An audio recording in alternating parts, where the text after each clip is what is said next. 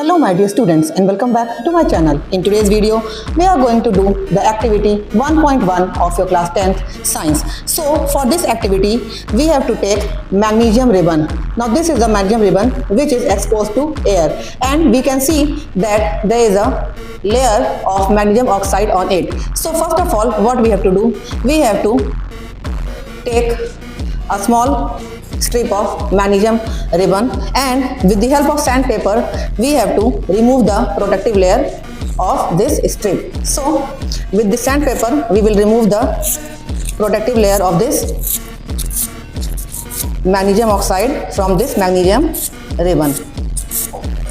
Why we are removing this? Because if we do not remove this protective layer, then the magnesium strip will not burn. So now we have removed the strip. Now we will burn this magnesium ribbon with the help of a candle. Now we have to hold this with the help of a forceps, and now we will burn it. When we will burn it, then it will burn with a dazzling white flame, and we have to keep our eyes and face away from this.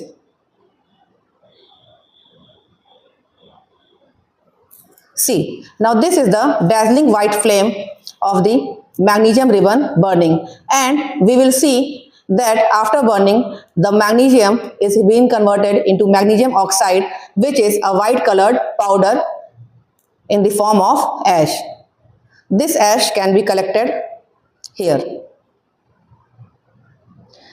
So many competency-based questions come from this activity. First, that this activity is an example of combination reaction.